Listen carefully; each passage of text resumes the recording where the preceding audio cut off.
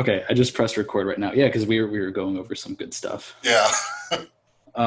Here, let me get this so that we've got both of us going. Okay, cool. So, I don't really know how to start this very well. I'll just say that my name is Frankie Caputo, and this is the My Dancing Eyes podcast, and this is Erik, and this is my first guest. This is we're gonna start something here. Honored to be the first guest, and thank you for talking with me. Of course, thank you for coming on. I really appreciate it. Okay, so pretty much we kind of already started talking a little bit before we started recording, and then we figured that we were getting onto some good stuff already, so we might as well just press record. And we probably broke the momentum on it, so. Yeah. Oh, well, we'll get back on track. Yeah, Am I the first person that you've talked to that's had nystagmus, by the way? Yes. Yeah, same for me. That's why wow. It's like, this is so exciting talking to someone else and getting their experiences. It really is exciting. So you've went 47 years and you've never met anybody with nystagmus. Yeah, or at least not that I'm aware of. I mean, I wouldn't be able to tell. So, but right. I've never, That's one of the things, right? Like even if somebody had nystagmus, it would be difficult for us to tell because our vision is so poor as it is. We wouldn't even really be able to see the movements in their eyes anyway. Yeah. Yeah, I haven't met anybody that I'm aware of that has had the condition either. All right, so yeah, I kind of wanted to start off with asking you how the nystagmus affected your childhood and your socialization. And when it really started becoming, or when you really started becoming aware of it? Up until I was about 6 or 7, I thought everyone saw the same way that I did. And it was just like, because you're not really totally self-aware as far as like other people's experiences until around that age. And so, but then I started to realize that other people could see things further away. They didn't have to sit in the front row of the class, and they weren't. I mean, I was sitting in the front row of the class, and I still couldn't see the blackboard, and so it was like same. I was like, okay, something's wrong here. And then I one time I walked into a plate glass, like a sliding glass door, because I couldn't see it, and something's not right here. And as far as socialization, I think I was largely oblivious to the effect that it had. And maybe that's part of, not being able to see other people's reactions very well, their facial expressions, like any sort of subtle change or anything like that, which was apparently something that's kind of gone on in my life throughout, the whole thing. But there was, because I couldn't drive, that obviously made dating a almost non-starter in high school. Right. And, that affected me from a self-esteem standpoint into college. And I didn't get out of that until after college. That's actually something that I'm dealing with right now. Yeah. It's, I'm a college student, and I actually have a driver's license. So I've driven before and I got the license, but I don't know how confident I am in my ability to actually drive and get the car. Mm-hmm. I practice here and there, but it's just it's a slow process. And I've spoken to a lot of people in the community, and I want to say it's maybe like 60% don't drive and 40% do drive. Maybe it's even 70-30, but there's definitely some people out there with a condition who do drive. I actually went to I'm in Houston. I went to the Low Vision Center at the University of Houston, and they did like this whole big exam. It was like 4 or 5 hours worth of thing. And they basically gave me a note that I was able to take, and I technically have a learner's permit, but there's a huge difference between being able to see something by squinting at it for 20 seconds at a low vision center versus you're on a road and things are moving. Big difference, right? Yeah. Yeah. So how did the dating life go? How were you able to kind of get over those obstacles? And because I know you're married now, so you definitely got over it. Online dating. that that saved me. That basically bypassed that let you get to know someone without the face to face to start off with. So it was actually eHarmony, which I don't even know if they're around anymore, but it was kind of online dating site sort of thing. This was Gotcha. 10, 12 years ago, whatever it was. So that it basically sidestepped the whole initial thing, and actually, she got to like me before she physically met me and saw that I couldn't pick up on things. So did you bring So it up during like the online chats? Were you ever like, yeah, hey, I by the did. way? I did, and I said I had this eye condition and it keeps me from driving. I can't see very well, and she was like, "Okay, well, that's no big deal." And she has mentioned that she she knew it like in her head, but it's almost like a disability that isn't visible because it's not like we're blind. Right. So I mean, we can see, and so it's like she and other people do it too. They just forget. They forget it's a thing. That's Like what my best friend he told me that he pretty much noticed it the first time. Like he was actually showing me an image, he was showing me a meme, and I was looking at it and I was squinting and my eyes started going crazy. yeah, And he was like, "Stop doing that! Like, why are you doing that? You're creeping me out." And that's a stop common doing that. reaction. Yeah, he's like, "Stop doing it, man." And I was like, "I wish I could, but I can't." Uh, Yeah. and Have you ever had someone come up to you and say, "Hey, do you know your eyes shake?" all the time. It Yeah. used to happen a lot more when I was younger. Yeah, same here. I was actually that. I don't remember that happening in the last 10 years or so. So apparently, as people get older, they stop saying weird stuff like Yeah, that. I think maybe they just stopped caring, or Yeah, that's possible. yeah. So back to the point.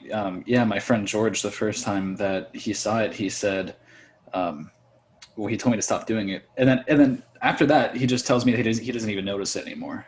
That he doesn't even realize it's there. And I guess Really? that's just yeah.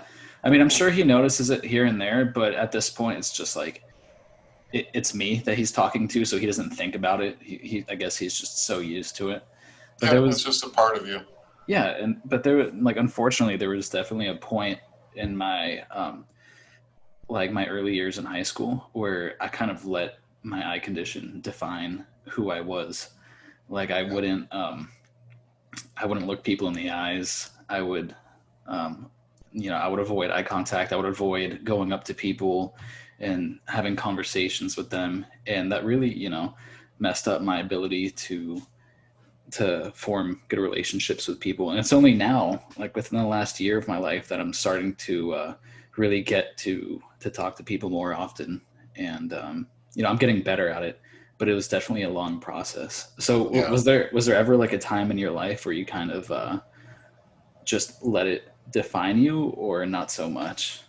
I was a very self-conscious teenager for a variety of reasons. Not just that, but that was part of it. Like I couldn't see, I couldn't tell. I mean, people, they were they looking at me? Were they not? Were they making fun of me? Were they not? That sort of thing. So there was like I was self-conscious, and then there was that, and that was kind of like feeding into it as well. Right. And so I mean, finally, basically, I got to the point, and it was just kind of like an epiphany of just I'm just not going to care. I'm just not going to care if even if they are saying something, even if they are looking at me, even if they are making fun of me. And so that really helped. And you as you well know, when you decrease stress or anxiety or anything like that, the eyes start to calm down a little bit. They do. So that was one of the things that helped. So have you ever, speaking of that, have there ever been any like breathing exercises or forms of meditation that maybe you would practice in a stressful situation to calm them down? Uh, I have not. Honestly, until you mentioned it, didn't even occur to me. Oh, yeah. Well, it's I do recommend looking into that. There's I know, sir, I try to meditate every night. I kind of have like a nightly routine where I'll meditate and then do some stretches. Mm-hmm. And definitely, when I'm, in the process of the meditation, my eyes are so still, like they're just not moving. Hmm. And yeah, so it's definitely something maybe to look into. Yeah, that's a good Yeah. idea. Um, so, like you said earlier, you don't drive, and currently I don't really drive, but there are a lot, technology is advancing very quickly. As far as like self-driving cars go, Tesla, they've got autopilot features. What do you consider, when would you consider maybe getting into a self-driving car, assuming that you wouldn't have to steer yourself, even if you would consider that at all? Once they were absolutely fully autonomous, I think at this point you're still required to be a licensed driver to operate one of them. And Mhm. so with the understanding that something can go wrong, and so you have to take over, and you have to manually Would you operate the consider car. getting would you consider like getting a license even if it means that um, you would almost never have to touch the wheel?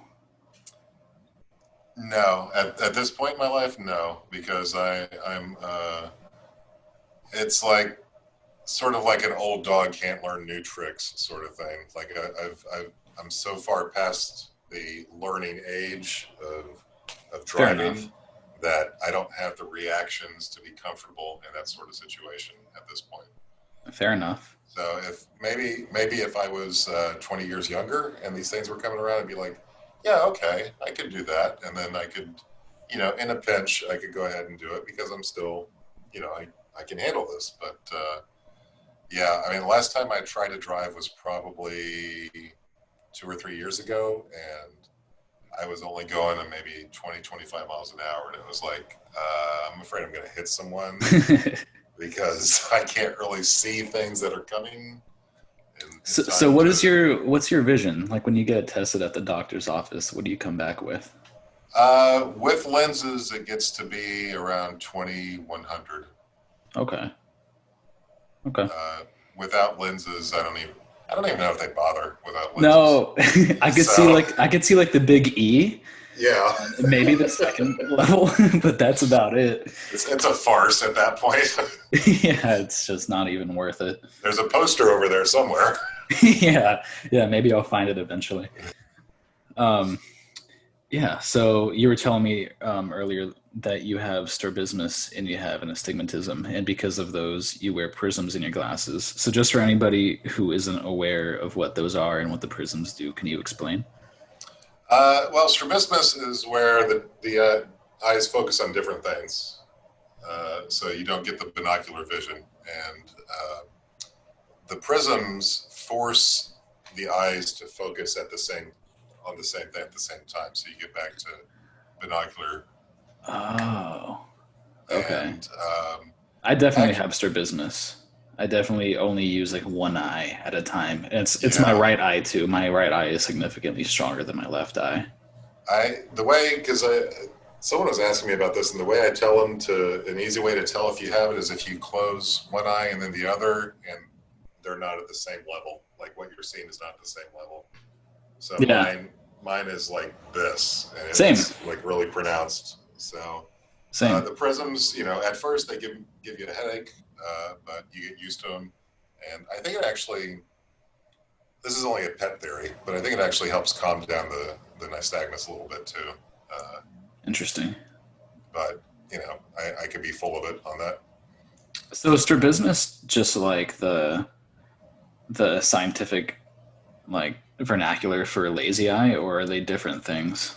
Lazy eye is kind of, I think it's a kind of strabismus is like kind of like an umbrella term, and lazy eye is one of them. So Okay, lazy eye, I think, is like you have one eye that just goes wonky. right. I think Something like that, right? strabismus is both of them. Like lazy eye, I don't think you can really control the eye, and strabismus is you control the eyes; they're just not focused on the same thing. Right. So I think it's just lack of getting the binocular effect with your eyes.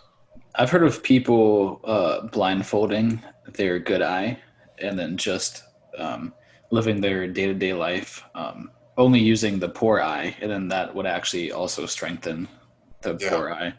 I've heard that too. I think that's more a, lazy eye thing. Right. For mine, it's like both eyes are off, so I don't. It'd be Same. like they wouldn't know what to do. One eye would be like, oh, okay, well, I'm just gonna go up here now. Yeah, same. So I'm sure something that pretty much everybody with nystagmus can relate to is, at least I can. Um, People tend to think that I'm drunk or high, or they'll think that I'm under the influence or something. And you were telling me earlier that you have a state trooper story, so I was kind of curious to hear about that. Yeah, this was my first professional job, and they had like a company conference with customers, and a couple of state troopers were working security, and they called me over. They kind of motioned me over and were like, "Hey, come here, come here. How much have you had to drink?" And I'm like, "What are you talking about?" And, I mean, they were being like good natured about it, but like they thought that I was drunk and that they were gonna have to like, all right, take it outside, sort of thing, Mhm. because, and this is I apparently, and this is what they told me, is that when they do the field sobriety test, one of the things they look for is nystagmus when you're tracking. And that was when I was like, oh, so I get asked if I'm drunk because that's one of the things that police look for when they're doing a field sobriety test.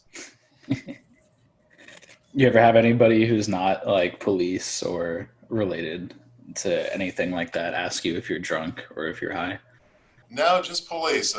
Oh, interesting. Apparently, they are really keyed in on that as far as like something to look for. So Yeah. other people just come back with a "Hey, do you know your eyes shake?" thing. Oh, yeah. So I don't know that it's necessarily common knowledge, and for all I know, these guys were pulling my leg on what they were looking for in the field sobriety thing. But I don't know if it's true, if it's common knowledge that that's what they're looking for. Yeah. Um, let's see what else we got here. So we were talking earlier. So let's say you're filling out like a survey or a job interview, and they ask you if you have any disabilities. What do you answer for that? Well, technically, nystagmus is not classified as a disability. So after much uh, ruing and regret, I have to answer no. But I really kind of want to answer yes. But at the same time, I don't want to like hold up a flag and say, "Hey, this is something that is different about me, and this is Yeah, something that can be singled out." So there's a lot of like, I think it should be a disability, but at the same time, it's like I don't want to be different in that regard. that's exactly how I feel. So I mean, it I always definitely. answer no. So do I. There's one point for one job that I answered yes, but then they don't ask you. Like once you answer yes, they didn't ask me what it was. They just know that it's a yes. So I couldn't actually like go in there and explain to them what the actual deal is. I was just kind of hoping that they would look over that. But Mm-hmm. recently, I say no for that kind of stuff. Yeah. I mean, I mean, for the type of stuff that I do, it doesn't really affect my ability to do my job. I mean, I'm not like operating heavy machinery or anything like that. So uh, I just say no. So if you don't mind asking, what do you do for work? Software developer. Oh, cool. So lots of staring at screens. That's pretty cool though. Um, I've looked at. I have a buddy who's going to school for that right now. So Yeah, I think they were actually just coming out with those sorts of degrees when I was coming through, and I didn't do that. I have an economics degree, so oh, okay. I just kind of fell into it. Sometimes I catch myself wearing sunglasses, even in scenarios that I don't really need to be wearing sunglasses, even if it's not so bright outside or things like that. And I think it makes me more comfortable to make eye Is that contact sometimes. Is that because of the hiding the eye movement, or because of photosensitivity? More of the hiding the eye movement. I think it makes me more comfortable to Okay. interact with people, but also it's kind of just like, hey, look at me.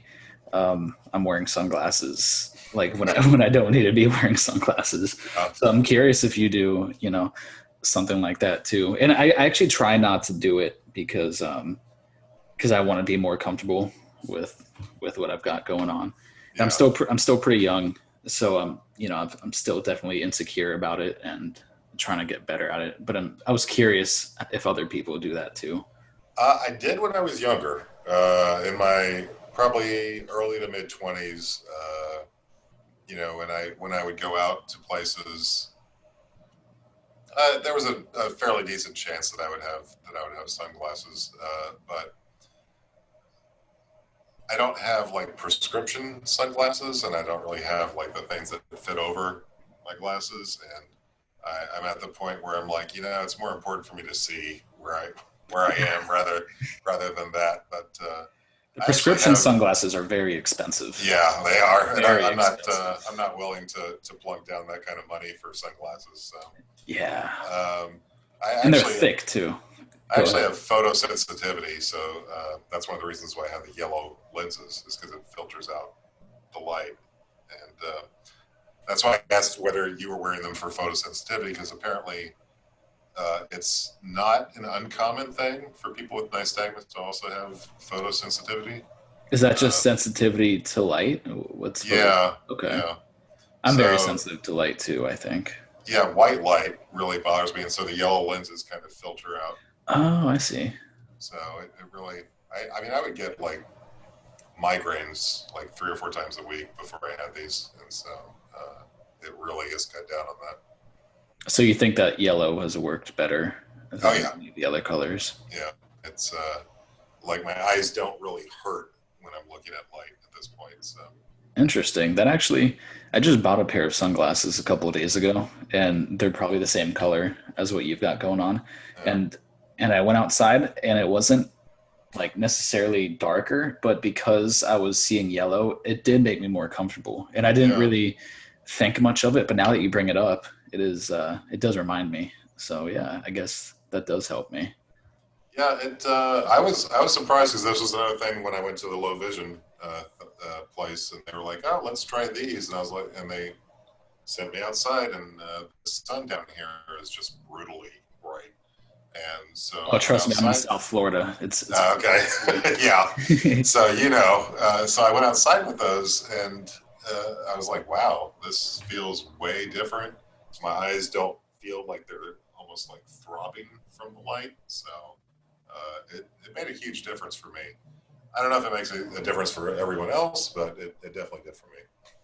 Now I'm curious. That's one thing that you say has helped you. Is there anything else that you do or wear that also helps you? Uh, I actually I have a hand trimmer, and so I take a medicine for that, and that helps the nystagmus. Okay. So a little bit. I mean, nothing's ever going to totally take it away, but that actually helps calm it down a little bit. Okay, got you. So But how's it you know, most people with nystagmus, we're not very good at distinguishing facial expressions. Like I'm very bad at it. Like if you don't tell me what's going on or what you're feeling, I'm not gonna have any idea. You can't give me facial expressions because it's not gonna help. So do you have you know any like experiences that you can share that has gotten you into oh, so trouble? many. The one that feels like almost sitcomish at this point is when I first was living with my wife, and we got into like the first argument, and she was angry at me, and she gave me kind of like a series of apparently looks and subtle cues that I'm not happy with you, and I'm over here because I have no idea what's happening, and she like kept this up for like a day, And finally, she got frustrated because I wasn't picking up. I was like, "What's wrong with you? Why aren't you reacting to this?" And I was like, "What are you talking about?" And she's like, "Oh, you can't see that, can you?" And I'm like, "No." That's so So relatable. that was, I mean, at the time it was like, what's going on? But now, we laugh about it as being like one of those scripted moments that you might see. That's a good one. That's a good one. I definitely can't tell if people are angry at me or like Yeah, you gotta talk. Like if you're with me, you gotta talk. I can't see yeah. the facial expressions. And actually, I mean, I look at people's eyebrows. That's how I tell. And so I kind of flare mine, more than probably the average person, just Hmm. at as that sort of thing. I have the hardest time with people who are blonde because their eyebrows are really thin, Oh, yeah, and so true. I can't really see anything. It's like I can't, because eyebrows are one of the few reliable facial cues that I have. And if they are like more or less blending with the skin color, it's like, I don't know what's happening. So what kind of tells do you get from the eyebrows? Like if you see someone's eyebrows doing like a certain thing, what can you tell from that? uh Anger, happy. Usually they'll go up a little bit if they're happy or interested, or uh, go down if they're angry or confused. And you kind of have to play detective and get that piece of information and combine it with what's being said and the circumstance, and be like, their eyebrows went in this direction. We're talking about this, and so I'm guessing they're happy. And Yeah. you get better with it over time, but for me anyway, I'm still clueless, and so it's like maybe 80% of the time I know what's going on. Yeah. You're taking like educated guesses. Absolutely. Yeah. Which, I mean, I do that. I don't know if you do this too. Like if you have to read something from a distance, like a sign or just letters or anything like that, and you can make out like two or three of them, and it's a six-letter word, and you're just like, all right, well, I'm betting it's this word. Yep. That's how I read everything. I don't Yeah, actually like really see. I kind of know what certain words look like, yeah, and I kind of yeah. just put it together. Absolutely. I definitely can't read the signs on the roads. No, no, no That, that way. that's out of the question. Like that's Yeah. just not going to happen. Like I was I, taking a driving uh, um, lesson. I took 3 driving lessons and then I got my license. mm, And I didn't tell my instructor like what I was. Actually, I did. I before my lesson, I told her, "Hey, I have an eye issue. I might not see very well, but if you're interested, maybe we can see how this goes." And she was like, "Sure, fine." And then we go, and then I'm going, and she says that I'm doing just fine, and I was doing just fine. And then she was like, "Make a turn on Davy Road," and I was just like, "Well, I can't see that road. You gotta tell me when to turn." And she was like, "Really? Like you can't see that?" And I was like, "Yeah, I told you. Like I'm not gonna be able to see that stuff." So, she was startled at first, but she got used to it, and then I still ended up, getting my license. So legally, I could drive. We'll see. nice. I want to maybe pursue that a little bit more, like just drive here and there, and then maybe I'll get more comfortable. There's a few people that I speak to with the condition who do drive, so I'm Yeah. also going to have them onto the podcast, and I'm going to talk to them a bit more about that and see what their process was and see how long it took for them to be comfortable with it.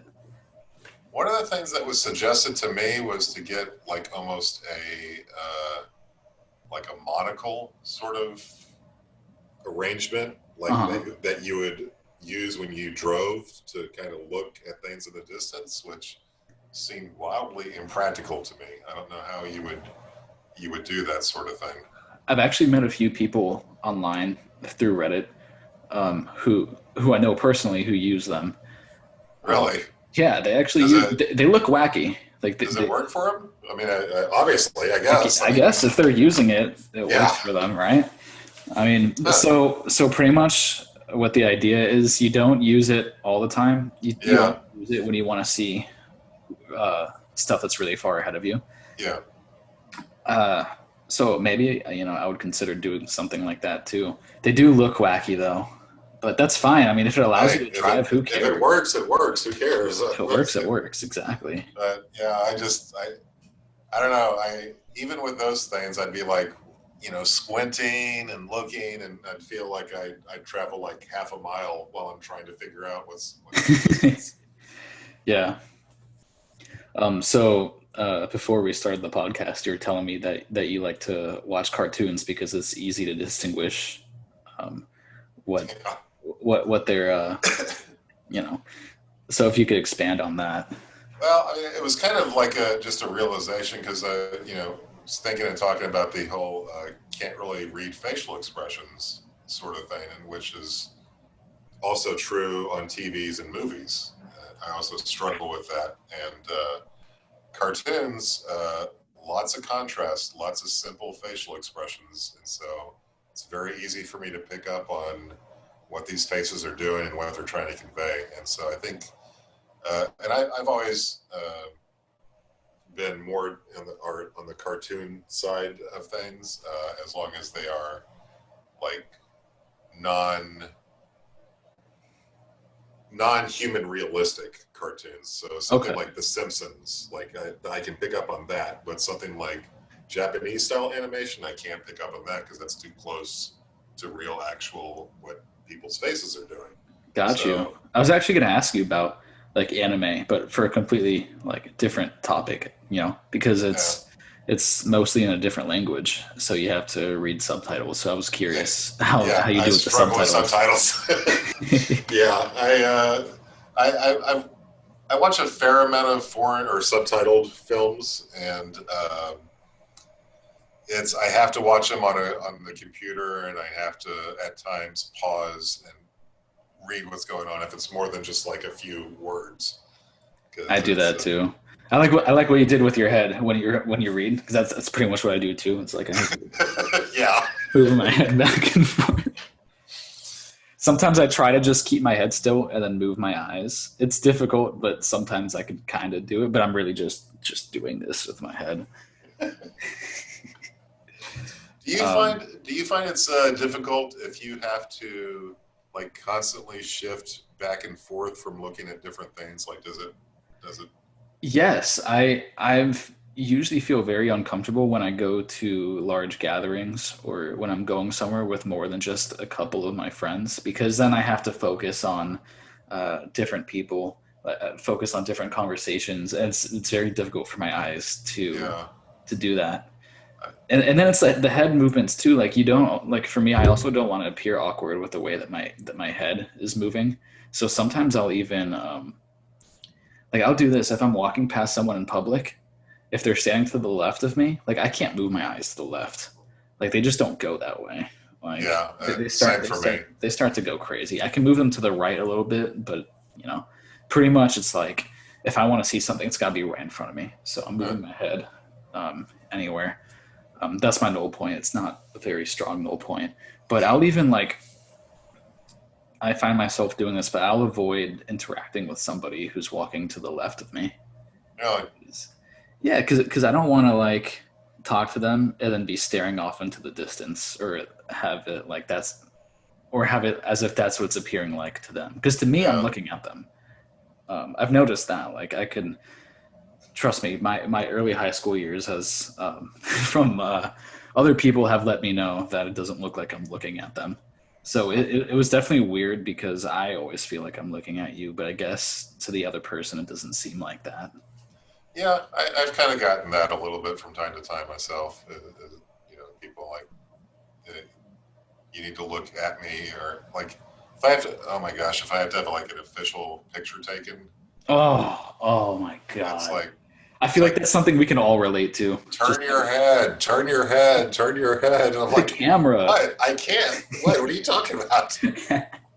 I would always have them. growing up, they would always tell me, look at the camera. And I'm just like, I'm Yeah. looking at the camera. I'm Yeah. looking right at the camera. And then I look at the picture and I'm not looking at the camera. It's like my left eye is slightly off. I'm like, oh shit, I guess I Yeah. wasn't looking at the camera. So that's something that I've dealt with a lot. Um, I don't know. I feel like I kind of went through most of my stuff here. Oh, here's something. Crackpot doctor ideas.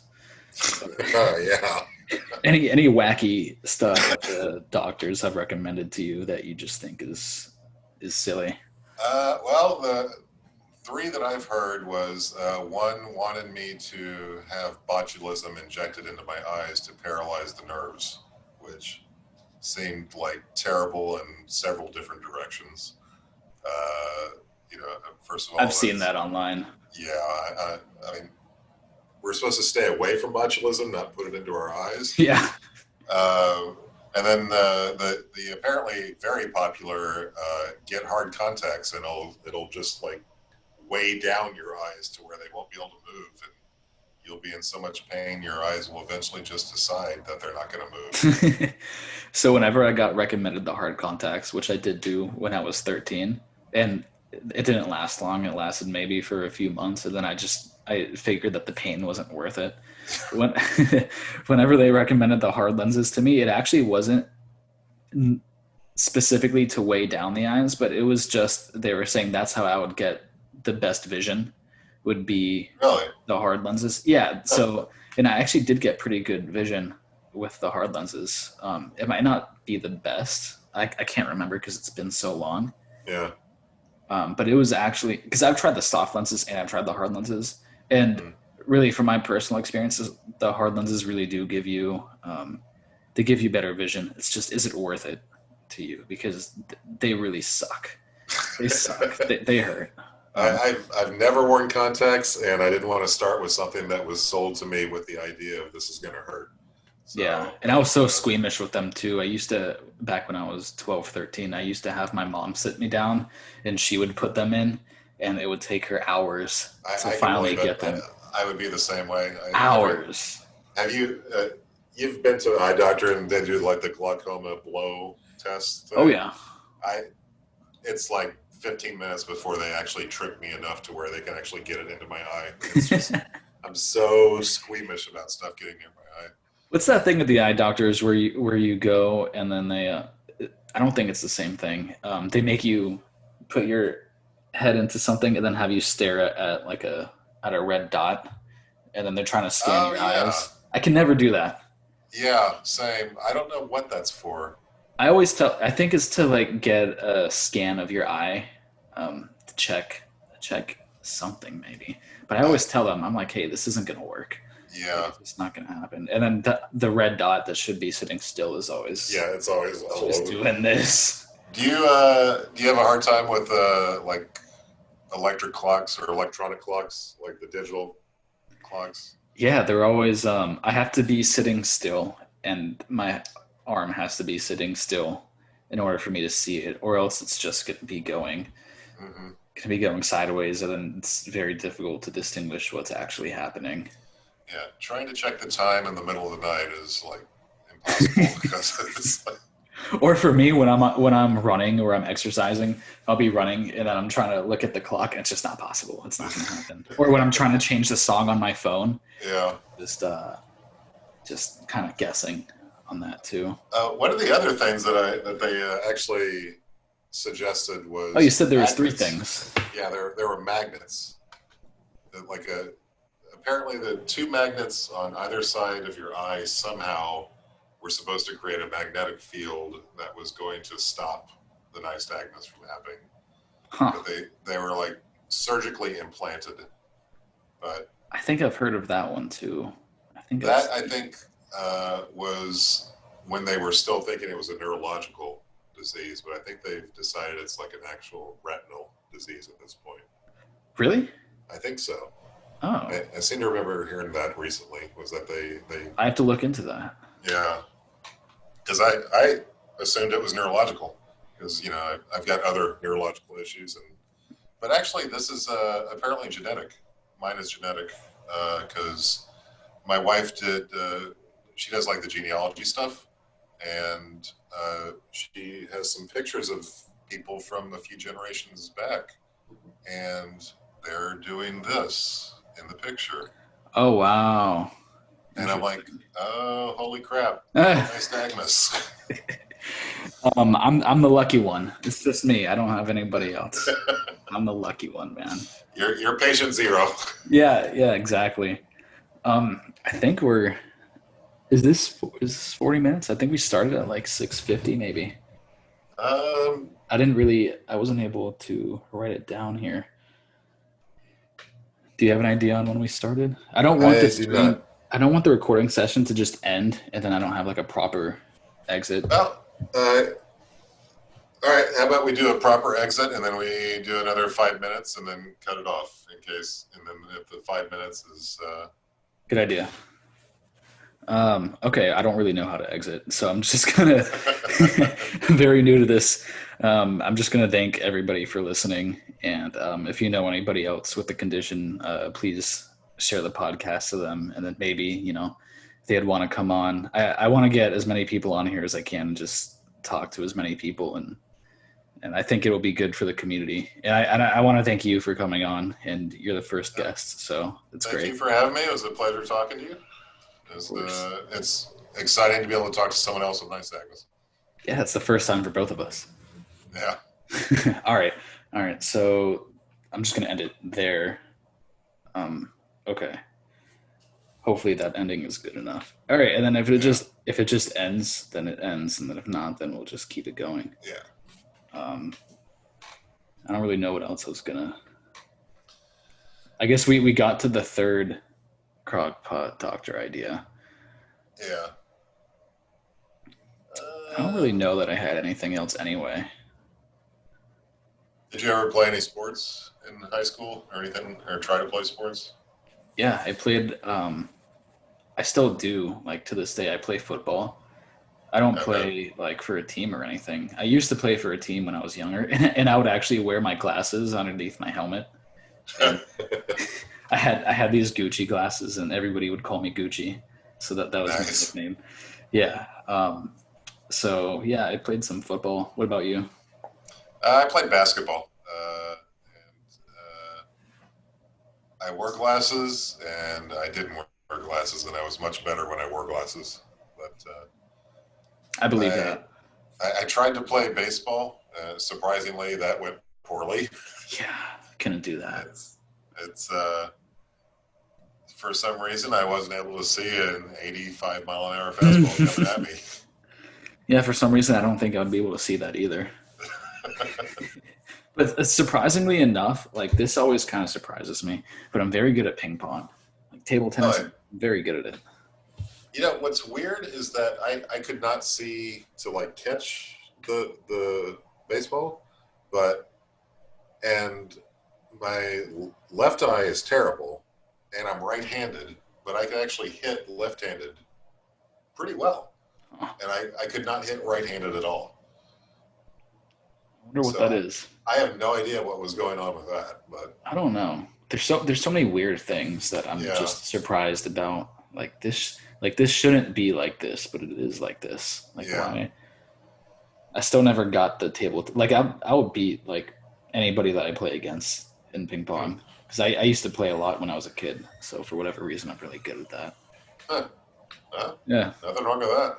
no, I'll take it. I made a post on that subreddit earlier that I found you on. This was like maybe a year and a half ago, and I was asking if anybody is surprisingly good at any sports, and mostly everybody said no. It was pretty much just a no. I can't recall if anybody said yes.